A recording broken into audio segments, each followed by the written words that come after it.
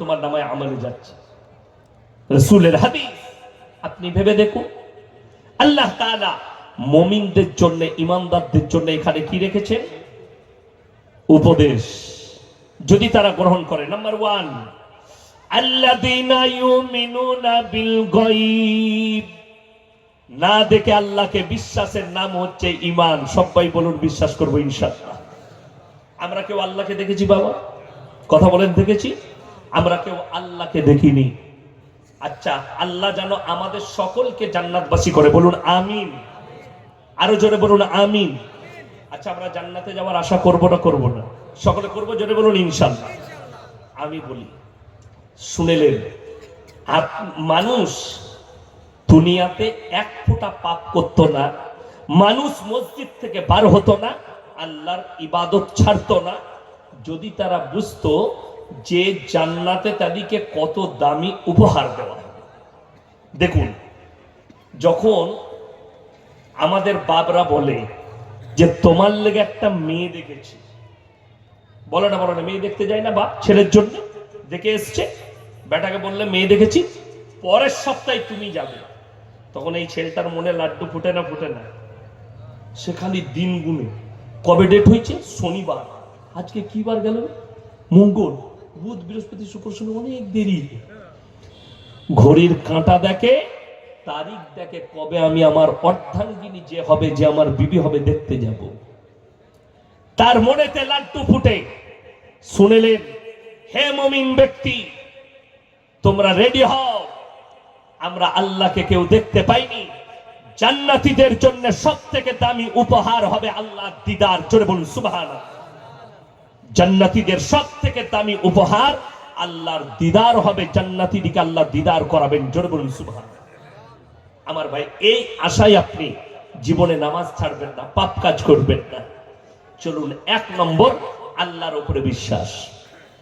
আমরা কেউ আল্লাহকে দেখেছি? দেখিনি। আমরা কেউ নবীজিকে দেখেছি? কিন্তু নবীজির জন্য আমাদের জান কুরবান। কুরবান না কুরবান নয়? আল্লাহর জন্য আমাদের জান কুরবান অবশ্যই। তার নমুনা আমরা দেখে নিয়েছি যে আল্লাহকে গালি দিলে মুসলমানের রক্ত কতটা ফুটতে পারে। রসুলকে গালি দিলে গোটা পৃথিবী উত্তাল হয়েছে নূপুর সারবার জন্য, খালি আল্লাহর নবীকে গালি দেওয়ার কারণে গোটা পৃথিবীর মুসলমানরা প্রতিবাদ করেছে। এটা হচ্ছে রসুলের মাহাব্বত, আল্লাহর মাহাব্বত। আর আল্লাহ কোরআনে এই শব্দটাই বলেছেন, আমাকে না দেখে বিশ্বাস করার নাম হচ্ছে ঈমান। আল্লাহকে দেখার প্রয়োজন নাই, না দেখে বিশ্বাসের নামই হচ্ছে ঈমান। চলুন, এরপরেরটা, আল্লাযীনা ইউমিনুনা বিল গায়ব ওয়া ইউকিমুনাস সালাহ। এটা দ্বিতীয় নম্বর। তারা যেন নামাজ না ছাড়ে, তারা যেন পাঞ্জেগানা নামাজ আদায় করে। সবাই 5 ওয়াক্তের নামাজি হবে, জোরে বলুন ইনশাআল্লাহ। এখন দুঃখটা হচ্ছে আমাদের দেশে 3টে কোয়ালিটির মুসল্লি আছে। ঈদ বকরা ঈদের একটা, সে মাল কটা জীবনে নামাজ পড়ে না, খালি ঈদ বকরা ঈদ পড়ে। আর একটা হচ্ছে জুম্মার নামাজি, আর একটা 5 ওয়াক্তের নামাজি। এই 5 ওয়াক্তের নামাজিতে কিছু ভেজাল আছে, আর জুম্মার মাল কাটা তো ভেজাল বটেই। কথাটা বুঝতে পারেননি? আর ঈদ বকরা ঈদ ওরা না পড়লেও যা, পড়লেও তাই। কথাটা বুঝতে পারেননি? কেন? আমাদের দেশে ঈদের দিনে লাপাই কারা বেশি? ইমামরা জানে কারা বেশি লাপায়? যারা জীবনে নামাজ পড়ে না তারা। শেষকালে আসবে, শ্বশুর দিয়েছে একটা তোয়ালি গলায় লাগিয়ে, হুজুর নিয়তটা বলে দিবেন। নিয়ত নিয়ে কি করবি? দরুদ শরীফ জানে না, সানা জানে না, আত্তাহিয়াতু জানে না, তাসবিহ জানে না, ও খালি নিয়ত নিয়ে মারামারি করবে। আল্লাহ মাফ করুন। আমি যেখানে নামাজ পড়াই 15-20টা গ্রাম পড়ে, একজন এসে বলছে হুজুর নিয়ত বলে দিবেন। আমি বললাম, এই সানাটা জানো? জানি না। দরুদ শরীফ? আমি, তুই গিয়ে বস, তোর এমনি হবে না, তুই খালি মাথা ঠুকে দে ঘর যা। বলে কেন হুজুর? আমি, তুই তো জোহর থেকে আর নাই, আবার আগামী ঈদে আসবি, তো তোর না পড়াটাই ভালো, তুই যা পাচ্ছিস তাই কর। বলে কেন? আমি বলে ওইটা নিয়ে কি করবি? কিন্তু ইমাম সাহেব যখন আল্লাহু আকবার বলে হাত ঝেড়েছে, ইমাম রুকুতে, এরকম লোক আছে না? ইমামের 4 বার না হাত ঝাড়তে যাতে ও হারাম কর রুকু থেকে সিজদা করে আবার উঠে দেখছে মাল সব দাঁড়িয়ে আছে, তো ও ঘুরিয়ে দাঁড়িয়ে আবার লেগে লেগে। ঠিক বললাম না? তো তোর নামাজ তো এমনি হবে না। বড় কষ্ট লাগে, হাই রে মুসলমান। আমি বললে খারাপ বলবি। আজকে জানেন, আমি আমার এলাকার কথা বলছি, মুসলমান এই বাংলাদেশে দেখেননি একটা চাচা গত বছরে মসজিদের ভেতরে ঢুকে মুখে দাঁড়িয়ে আছে, এরকম বয়স্ক চাচা হবে, সে ঢুকে দোয়া করছে, আল্লাহ গো একটা লটারির 1 ঘর টিকিট কেটেছি, আল্লাহ 1 কোটি ফেলি দিও, জীবনে আর তোমার ঘর থেকে বেরোবে না। বুঝতে পারছেন এ কত বড় হারাম তো? আচ্ছা লটারি হারাম না হালাল? হারাম। তাইলে এই দোয়া কখনো মসজিদে করা যায়? যাই না। আমার এলাকায় ফার্স্ট কাতারের নামাজি মা, কি উনি লগরা মনে করে আউলিয়া, দাঁড়িয়ে আছে, টুপি আছে, হাতে তসবি, বাবারে মসজিদে তসবি, কিন্তু সে লুকিয়ে লটারি কাটে। আর এই আমাদের দেশের লোক লুঙ্গি পরে না, এই আমি লুঙ্গি বাংলাদেশের লুঙ্গি পরে এসছি, তো কোঁচড়ে গুঁজেছে লটারির টিকিটটা, নামাজে দাঁড়াইছে, একটু টান খেয়েছে, মালটা ছেড়ে পড়ে গেছে। তার পেছনে যে ছিল সেও লটারিওয়ালা, সে সিজদায় গিয়ে দেখছে আল্লাহ বরকত লেগেছে, মালটা ভরে নিয়েছে। মেলা শেষ নাই। ই নামাজ পড়ে আসরের পরে আর পর টিকিটের দোকানে গিয়ে মালটা খুঁজছে, মালটা নাই। সে অন্য দোকানে মিলিয়ে দেখেছে 10,000 পড়ে গেছে। ই তখন মোগরবের সময় খোঁজ নিলে, আসরের নামাজ আমার পেছনে কে ছিল বল? বললে অমুক। তাকে বলে ভাই লটারিটা কোথায় বল? সবাই জেনে গেল দুটোই লটারিওয়ালা মাল, দুটোই ফার্স্ট কাতারের মাল।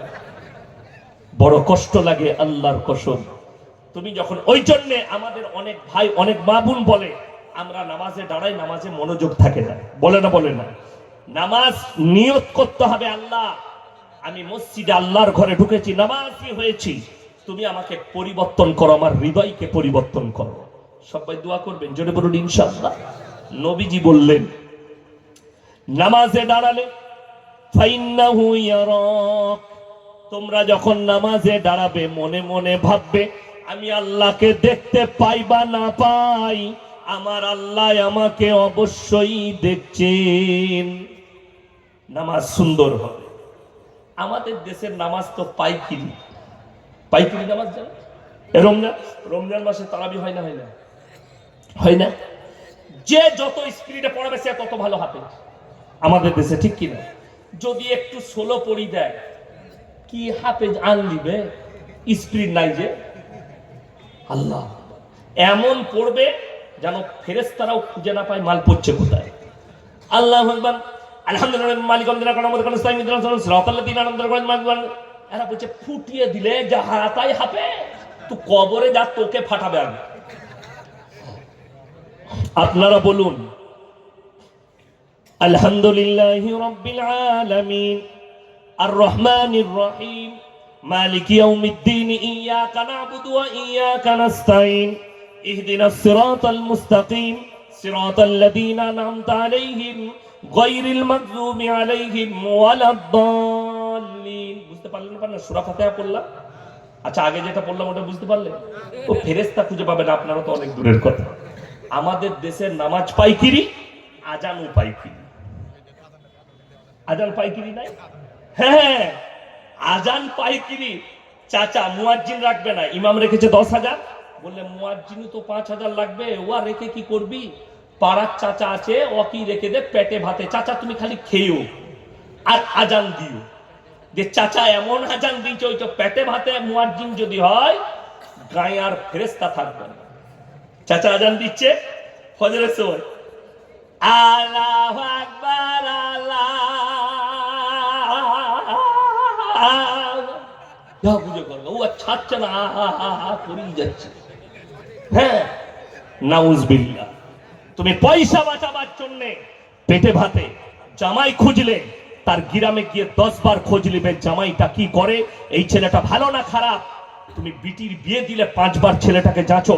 তুমি একটা ইমাম রাখবে আর একটা মুয়াজ্জিন রাখবে, 5 বার যাচবে না আলেমটা কেমন, চরিত্র কেমন?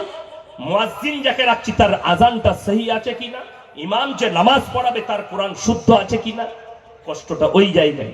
ফজরের সময় আজান দিচ্ছে চাচা, আসসালাতু খায়রুম খায়রুন মিনান নার।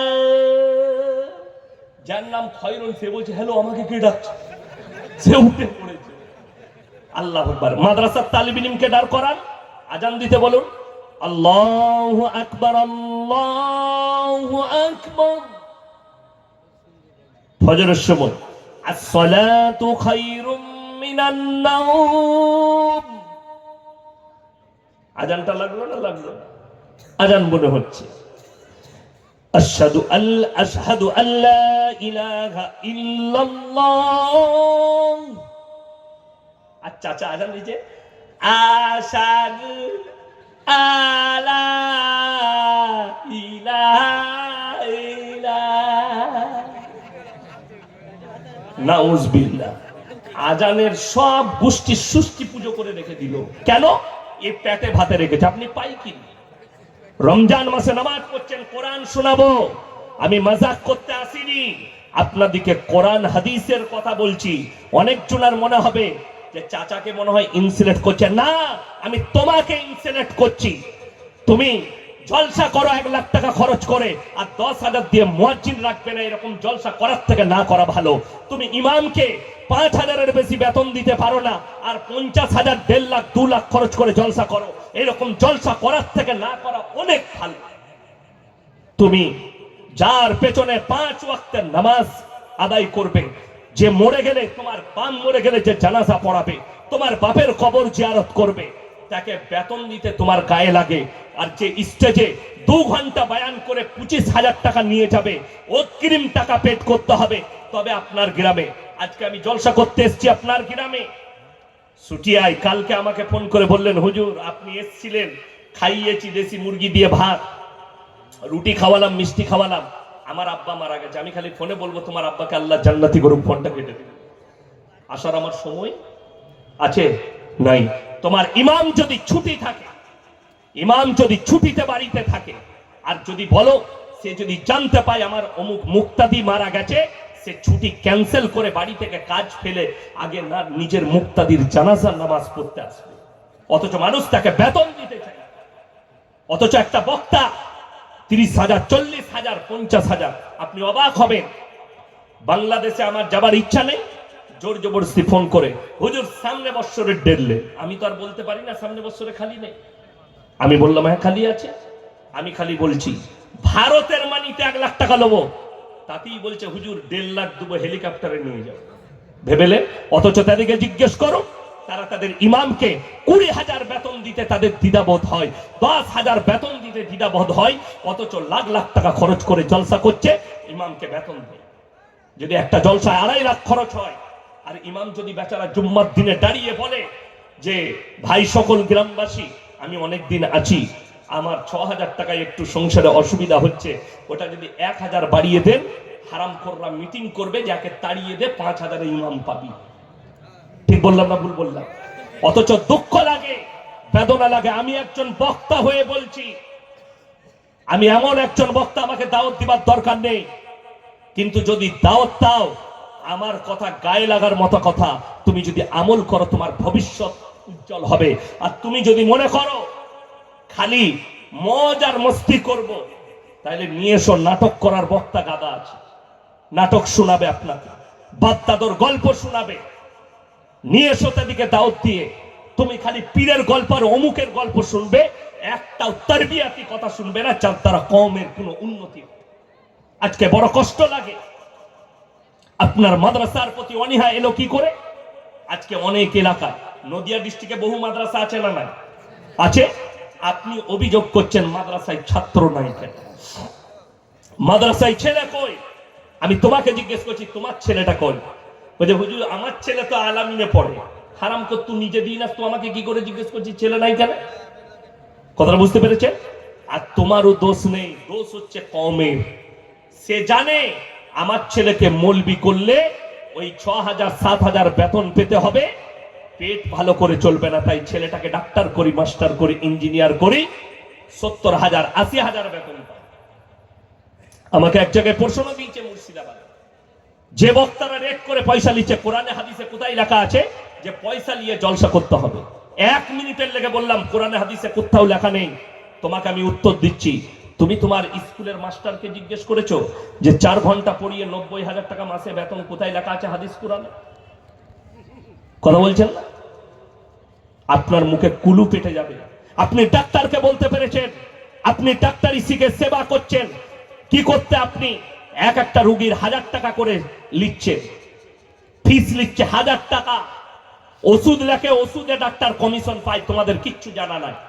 সব সকল জানে, তোমার মুখে কুলু পেটে থাকে।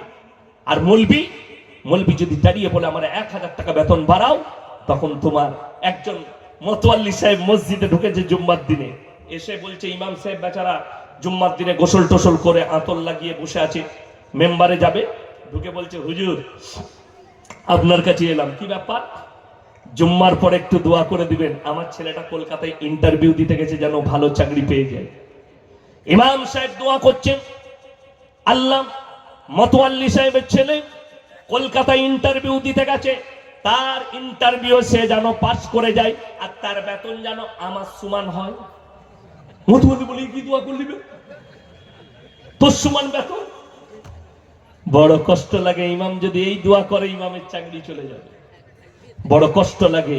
তোমার বেটা যেন 90,000 বেতন পায়, ইমামকে 100 টাকা দিনে বেতন দিতে তোমার গায়ে লাগে। আমার মুসলমান ভাই, আপনি পাইকিরি নামাজ পড়ছেন, হৃদয়কে জিজ্ঞেস করুন। পাইকিরি নামাজ, আজকে বেশিরভাগ লোক মাথা ঠুকতে যায় মসজিদে গিয়ে, পাড়ার লোক যেন বলে চাচা নামাজি, কিন্তু রাতের বেলায় এসে চাচা লোকের এল ফুটো করছে। ফজরের সময় 3টের সময় উঠে চলে গেছে, লোকের ভুঁয়ের ধান, জমির ধান নিজের জমিতে রেখে দিয়েছে, দিয়ে এসে মসজিদের তাহাজ্জুদের নিয়ত দিয়েছে। ফেরেশতারা বলছে হাতটা ছাড়, যে ধানটা ওপারে কর, তারপরে এসে বাঁধবে। আরে অবাক হবে, ফাঁস কাতারে নামাজ পড়ে, মাকে খুব ভালোবাসে। আমার আগে জয়নাল ভাই বলছিলেন না মায়ের মহব্বতের কথা, মাকে এত মহব্বত করে। মাকে বলছে মায়ের খুব শরীর খারাপ, কোথায় যাবি? বলে কৃষ্ণনগরে মাকে ডাক্তার দেখাতে নিয়ে যাব। মা অসুস্থ, গিয়ে কৃষ্ণনগরের রেজিস্ট্রারি অফিসে গিয়ে টিপ দিয়ে মায়ের মালগুলো সব তার। মেজো ভাই জানে না, বড় ভাই জানে না, ও তো নামাজি। এই দুটো ভাই মনে করছে আমার ভাইয়ের মতো ইমানদার কেউ নাই। মা তারপরে মারা গেছে, দুটো ভাই এসে বলছে ভাই মা তো মারা গেল, এরপরে জমি সম্পত্তি ভাগ করো। ভাগ করো কি? সব তো মা। তোর কি করে হলো? মা লিখে দিছে ওই যে তাহাজ্জুদ, গোলমাল, চোর, ধোঁকাবাজি, প্রতারণা। এইরকম 100টা নামাজি কিয়ামতের দিনে ধরা পড়বে, সমাজকে ধোঁকা দিয়েছে, প্রতারণা করেছে। কোরআন খুলুন, আমার আল্লাহ কোরআনে বললেন 18 পারা 1ম পৃষ্ঠা 1ম আয়াত, কাযাবলাহাল মুমিনুন, হে আমার নবী প্রকৃত মুমিন কারা? তাদের 1 নম্বর আখলাক, আল্লাযীনা হুম ফি সালাতিহিম খাশিউন, তারা যখন নামাজ পড়বে খুশু খুজুর সঙ্গে তারা যেন নামাজ আদায় করে, ধীর স্থিরতার সঙ্গে। 5 মিনিটের নামাজে 10 মিনিট খরচ করুন। আমাদের কিছু লোক আছে বাজারে দোকান, মসজিদে ঠিক ঢুকে যখন ইকামত শুরু হয়, ঠিক বললাম না? আল্লাহু আকবার আল্লাহু আকবার শুরু হয়ে গেছে, ই তাড়াতাড়ি দোকানের শাটারটা ফেলিয়ে আল্লাহ ঢুকে, আর মনে পড়ছে না দোকানের ক্যাশ বাস্কতে চাবি লাগাইছি না।